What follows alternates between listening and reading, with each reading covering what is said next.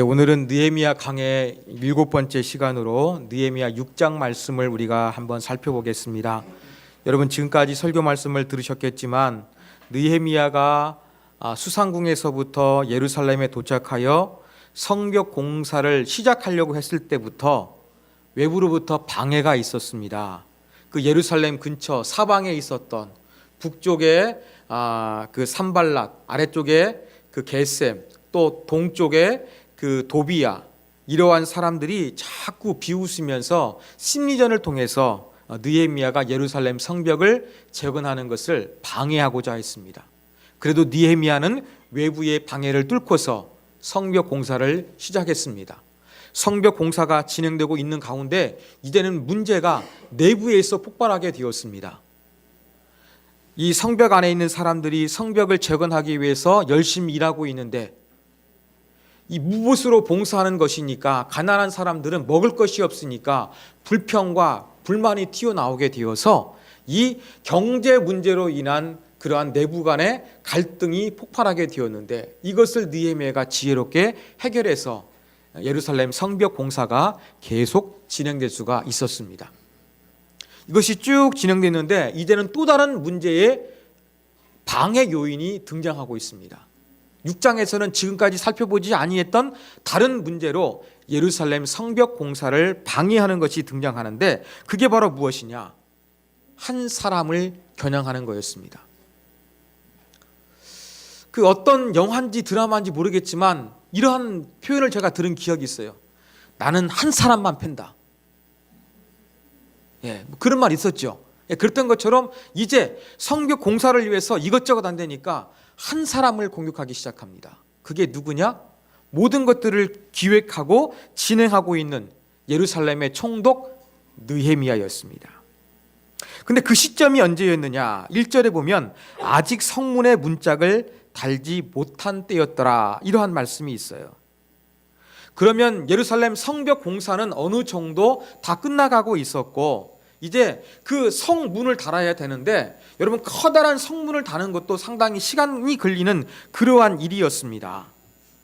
근데 이것이 완공되기 바로 전 거의 성벽 공사가 끝나는 시점 가운데 포기하지 않고 이 외부의 세력들은 느헤미야를 집중적으로 공격하기 시작합니다.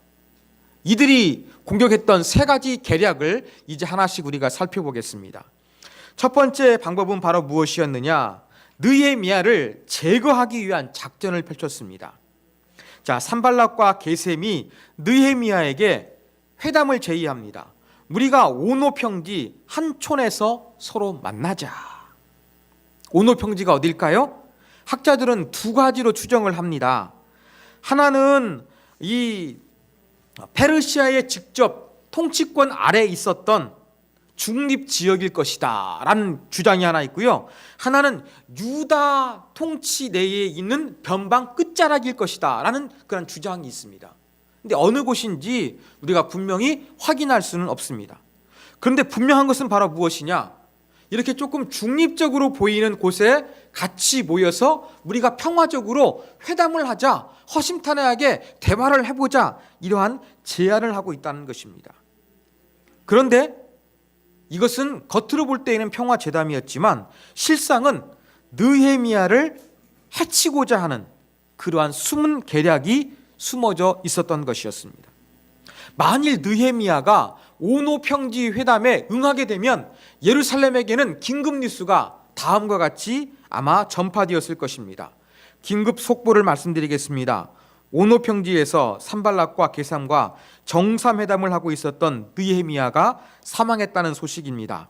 평화회담에 참석하기 위해 오노평지의 어느 마을에 머무르고 있던 느헤미야의 숙소에 갑자기 화재가 발생하였습니다.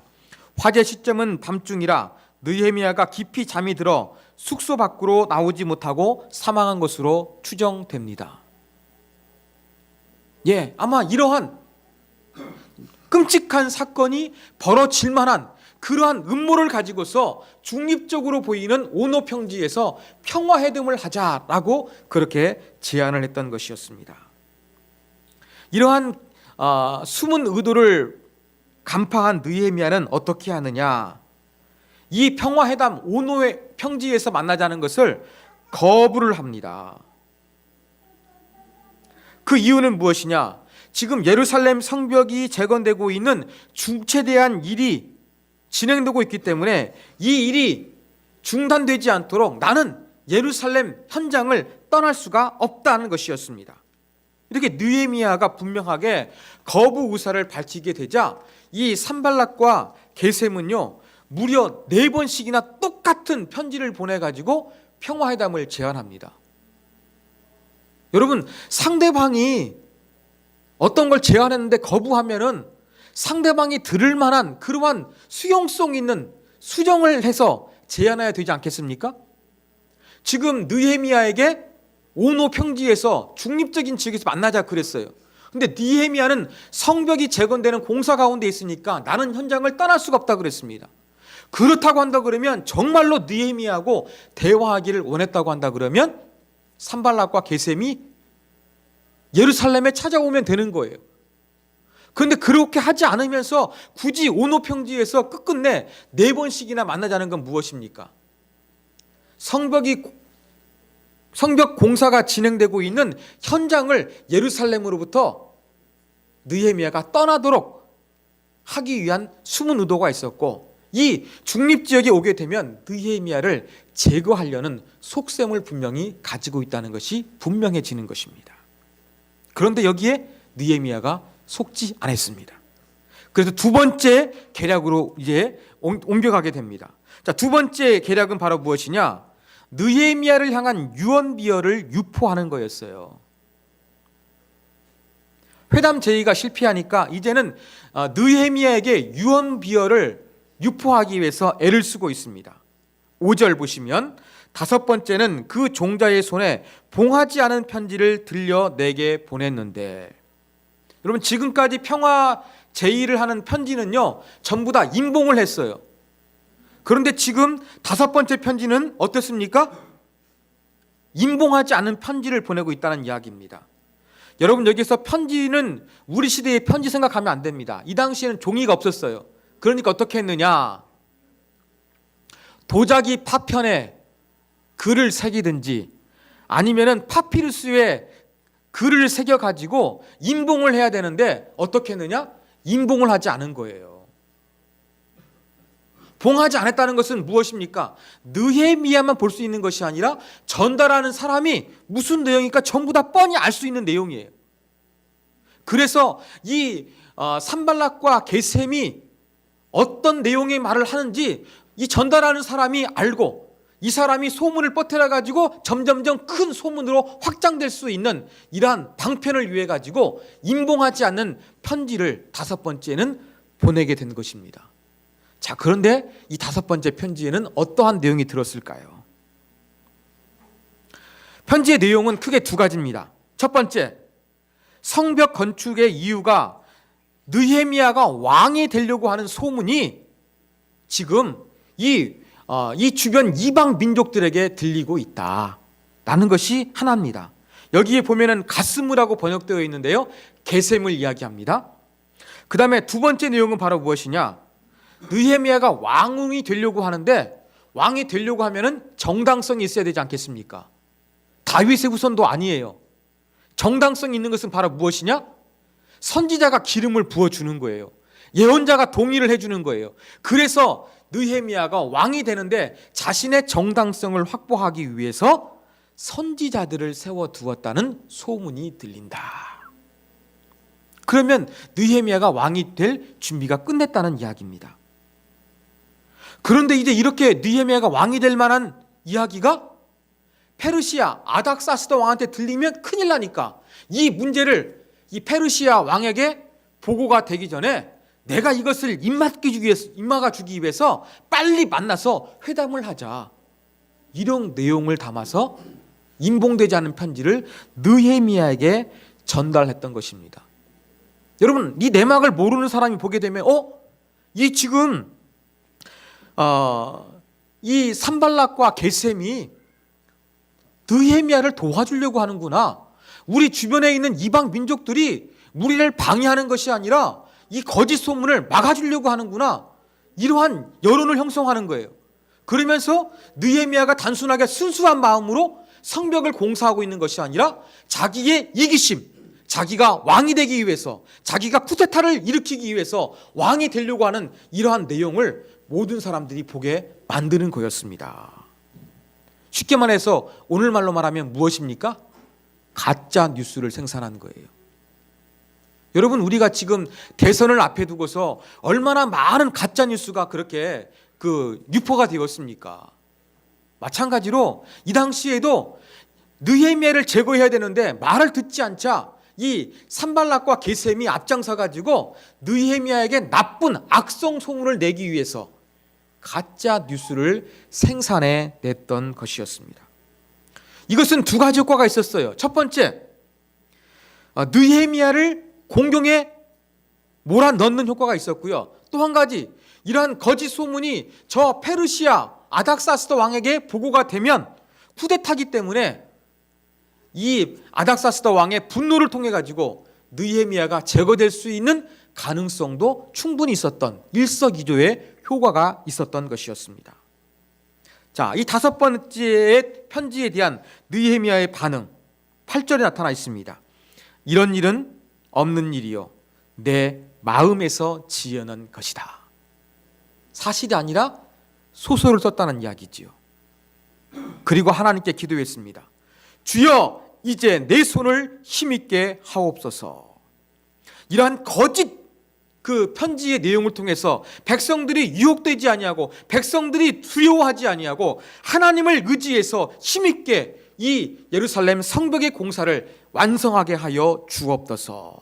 하나님의 도우심과 은혜를 간구하며 기도했던 것입니다. 자, 두 번째 계략도 실패했습니다. 자, 그러니까 이제 세 번째 계략이 시행됩니다. 그 세 번째 계략은 누구로부터 시작됐느냐?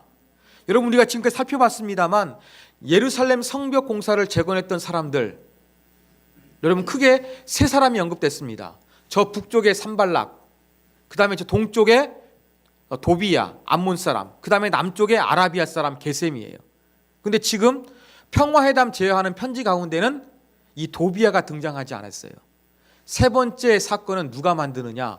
도비야가 주도적으로 만듭니다. 그래서 성경도 산발랏의 이름보다 도비야의 이름이 먼저 나오고 있어요. 그런데 왜 도비야가 세 번째 계략을 주도하고 있느냐? 세 번째 계략은 바로 무엇이었냐면 바로 영적인 것을 이용하는 거였어요. 종교적인 것, 하나님의 뜻인 것처럼 가장하는 것이었는데 바로 이 문제를 위해서 이 도비야라는 사람은 유다의 상륙중 사람들하고 깊은 연결고리가 있었습니다. 그러니까 내부 유다 사회를 잘 침투할 수 있는 도비야가 앞장서서 세 번째 계략을 세웠던 거예요. 그 계략이 바로 무엇이냐? 거짓 예언을 하는 거였습니다. 이제 가짜 뉴스가 아니라 가짜 하나님의 말씀을 만들어내기 시작했다는 것입니다. 자, 12절 보시면 깨달은즉 그는 하나님께서 보내신 바가 아니라 도비야와 산발랏에게 뇌물을 받고 내게 이런 예언을 함이라. 여기에서 예언했다고 이야기합니다. 자, 이러한 예언을 시행하는데 등장하는 사람은 누구냐? 스마야라는 사람이에요. 스마야. 여러분, 이 스마야라는 사람이 어느 날 갑자기 느헤미야 앞에 얼굴이 보이지 않아요. 두문불출, 집 밖으로 나오지 않는 거예요.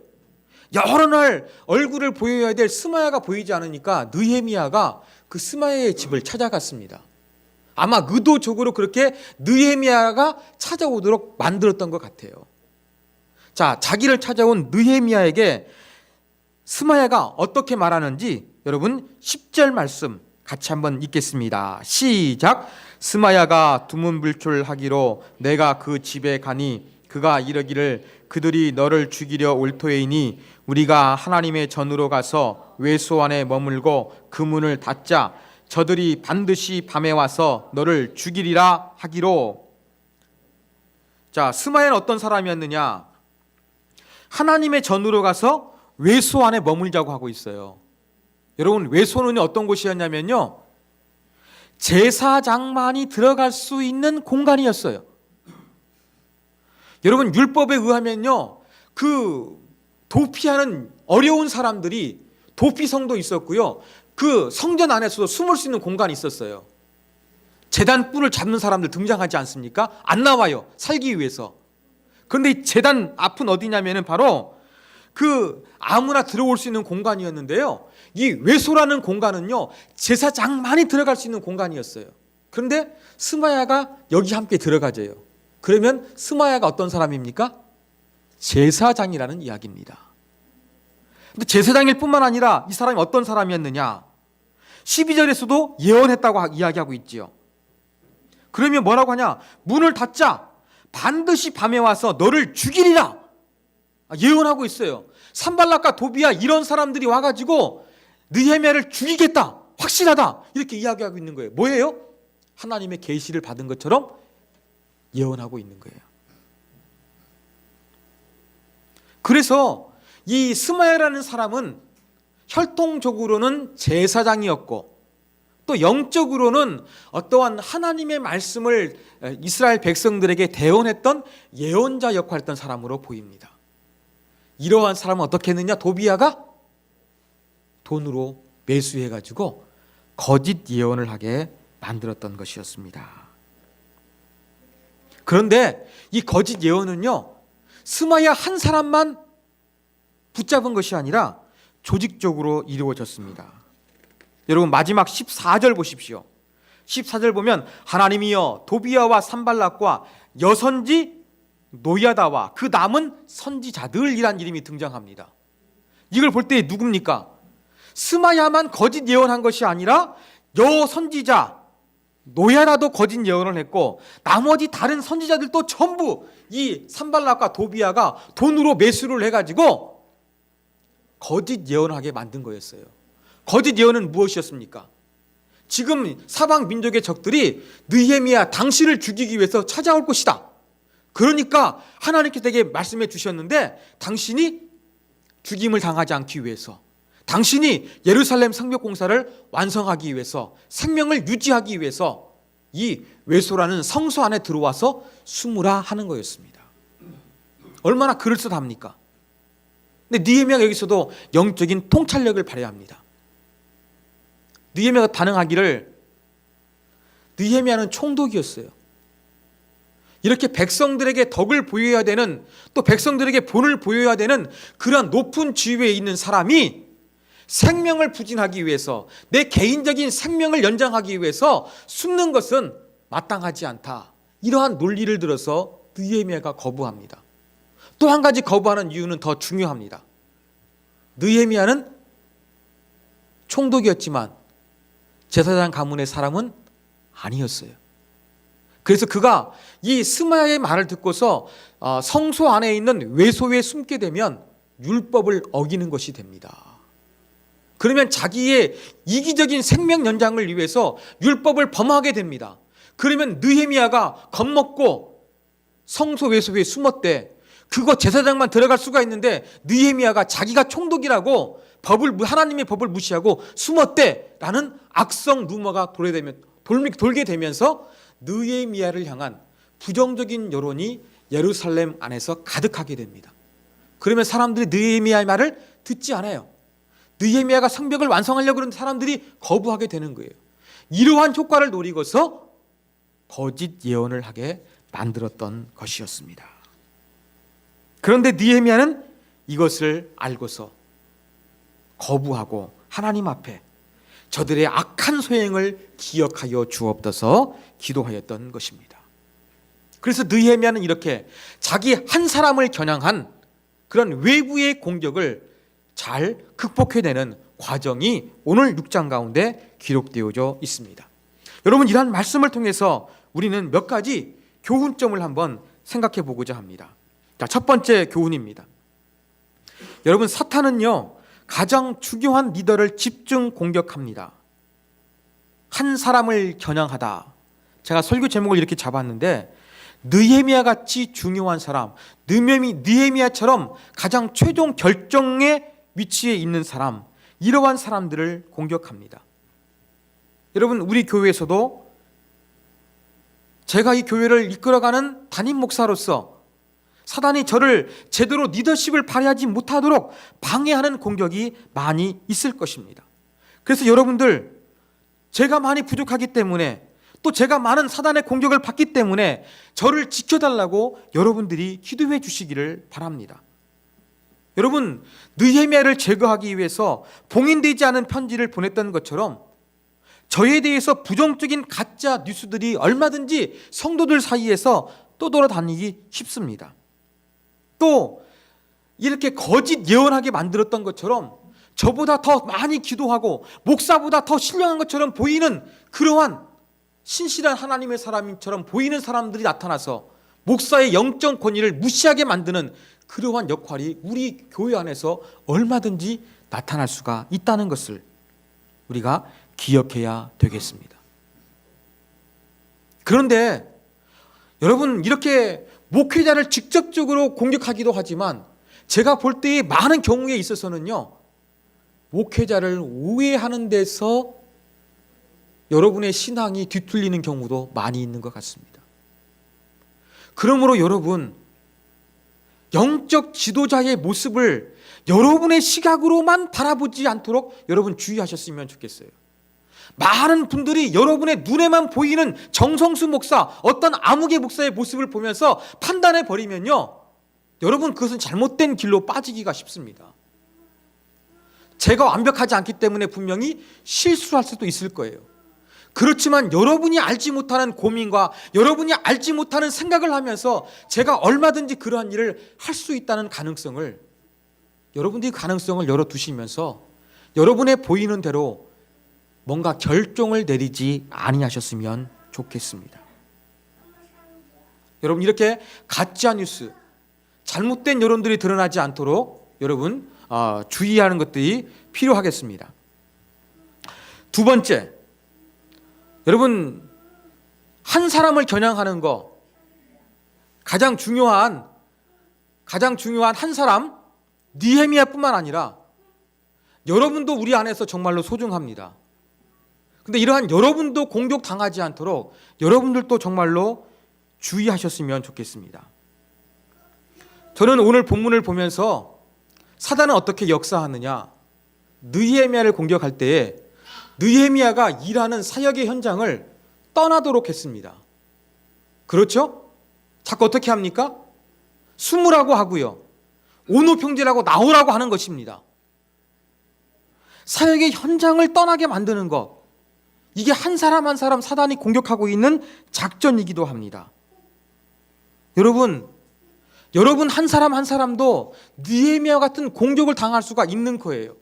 여러분이 있어야 될 자리, 여러분이 사역해야 될 자리, 여러분이 사명을 감당해야 될 자리에서 자꾸 그것을 감당하지 못하고 떠나도록 회유하고 압박하고 오해하게 만드는 그러한 현상들이 얼마든지 많이 나타날 수가 있다는 것입니다. 저는 요즘 우리 세움교회 여러분들을 보면서 감사한 생각이 많이 들어갑니다. 우리가 느헤미야 강의하면서 어떤 모습 살펴봤느냐, 예루살렘 성벽에 동참했던 여러분 참여자들의 명단 살펴보지 않았습니까? 그 명단이 있었던 것처럼 정말로 여러분, 우리 세움교회를 섬기기 위해서 이 모양 저 모양으로 열심히 내는 모습 가운데 그 모습을 보면서 제가 이런 생각이 들었습니다. 아, 그렇구나. 정말 이 교회가 세워지기 위해서 열심히 하고 열심히 기도하고 고민하는 모습들, 나름대로 헌신하려는 모습들이 있구나. 나는 그런 생각을 들면서, 이 예루살렘 성벽에 명단 올렸던 것처럼 정말로 아름다운 세움교회가 건설될 수 있도록 여기에 명단을 올리는 사람들이 많이 있구나. 제가 그런 생각을 하게 되었습니다. 여러분, 이러한 생각을 하면서 여러분들 신실하게 감당하시고 자꾸 여러분이 사역해야 될 자리를 떠나게 만드는, 여러분 한 사람 한 사람을 자꾸 오해하게 만들고 자꾸 여러분이 일하지 못하도록 만드는 그러한 부분으로부터 여러분 스스로가 잘 이겨내셨으면 좋겠습니다. 느헤미야가 자꾸 사역의 현장을 떠나도록 회유와 압박을 받았을 때 이겨냈던 것처럼 여러분 이겨내십시오. 목사뿐만 아닙니다. 여러분 한 사람을 사단도 겨냥합니다. 여러분도 소중한 사람이기 때문에 그렇습니다. 여러분이 그럴 때마다 정말로 내가 있어야 할 자리가 어디인가 분별하시면서 여러분 있는 자리에서 최선을 다하는 그러한 모습을 보여야 될 것입니다. 세 번째입니다. 여러분, 사단의 방해는요 언제나 지속되고 있다는 사실을 우리가 기억해야 될 것입니다. 자, 느헤미야 강해를 통해서 느헤미야가 예루살렘에 오는 순간부터 이방 민족들이 적대적인 반응을 보였다고 말씀을 드렸죠. 또 성벽 공사가 진행되는 중간에 내부의 갈등이 폭발했다고 말씀을 드렸죠. 성문을 달기 전 거의 예루살렘 성벽 공사가 끝나는 가운데도 방해가 있었다는 그 말씀을 드렸죠. 그렇습니다, 여러분. 여러분, 사단의 방해는요 항상 존재합니다. 시작할 때도 있고요, 중간에도 있고요, 끝날 때도 있고요, 언제 어느 순간이든지 항상 계속되고 있다는 사실을 저와 여러분이 기억해야 되겠습니다. 그래서 우리는 늘 깨어 있어야 되는 거예요. 늘 쉬지 말고 기도해야 되는 거예요. 그래서 이러한 언제 나타날지 모르는 사단의 방해를 이길 수가 있는 거예요. 한 사람을 공격하는 거 어느 순간 나타날지 모르기 때문에 우리가 깨어서 기도하고 우리가 늘 하나님의 말씀을 가까이 하면서 하나님의 뜻을 분별해야 하는 것입니다. 네 번째 교훈입니다. 우리에게는 하나님의 뜻을 알기 위한 영적 분별력이 반드시 필요하다는 사실입니다. 영적 분별력이 무엇입니까? 종교적이고 거룩하게 보이는 것이 과연 정말로 하나님께로부터 온 것인가? 아니면 하나님에게서 온 것처럼 위장한 것인가? 우리가 주의 깊게 살펴봐야 한다는 것입니다. 여러분, 짝퉁 아시죠? 짝퉁이 참 많습니다. 싸구려 물건에는요 짝퉁이 없습니다. 명품에는 짝퉁이 있어요. 그래서 얼마나 짝퉁이 교묘한지 요즘에는 그냥 쉽게 구분이 안 될 정도로 이 짝퉁이 아주 명품처럼 보이고 있습니다. 여러분, 신령한 하나님의 역사 가운데도 영적 짝퉁이 존재합니다. 우리는 이 영적 짝퉁을 조심해야 되겠습니다. 하나님의 뜻처럼 보이는 것과 진짜 하나님의 뜻을 구별할 수 있어야 됩니다. 내가 믿고 따라야 하는 진리처럼 보이는 것과 진짜 진리를 분별할 수가 있어야 되겠습니다. 기독교의 본질이 할 수 있는 사랑처럼 보이는 것과 진정한 아가페의 사랑을 구분할 수 있어야 되겠습니다. 이러한 진정한 영적 분별력이 있을 때 우리는 넘어지지 않습니다. 우리는 실패하지 않습니다. 느헤미야가 이러한 그 회유와 압박과 여러 가지 작전을 통해서 공격해 왔지만 넘어지지 않았던 이유가 무엇입니까? 느헤미야는 기도의 사람이었어요. 오늘 본문 가운데도 2번씩이나 기도하지 않습니까? 사건이 있을 때마다 기도했던 것처럼 늘 기도하면서 늘 말씀을 가까이 하면서 말씀을 묵상하면서 기도와 말씀을 통해서 영적으로 분별할 수 있는 능력이 있어야 한다는 것입니다. 이것은 내가 교회만 다닌다고 자동적으로 생기는 것이 아닙니다. 교회 다니는 연수가 많아져가지고 자동적으로 늘어나는 것이 아닙니다. 늘 내가 간절히 기도하고 늘 간절한 마음으로 하나님 말씀을 묵상할 때에 이러한 영적 분별력이 생기는 것입니다. 이러한 영적 분별력이 있을 때 우리는 진정한 하나님의 뜻을 붙잡고 진정한 하나님의 뜻을 이루어 드릴 수 있는 거룩한 공동체가 될 수가 있을 것입니다. 사랑하는 여러분, 오늘 말씀을 우리가 잘 기억하기를 간절히 원합니다. 여러분, 예루살렘 성벽이 재건되는 가운데 빨리 되는 그러한 위기, 내부 갈등을 극복했지만 지속적으로 방해가 있었습니다. 이 방해, 한 사람을 공격합니다. 리더를 공격합니다. 중요한 요소에 있는 이 사람 저 사람을 공격합니다. 우리가 이런 것으로부터 넘어지지 않기 위해서 깨어 있어야 되겠습니다.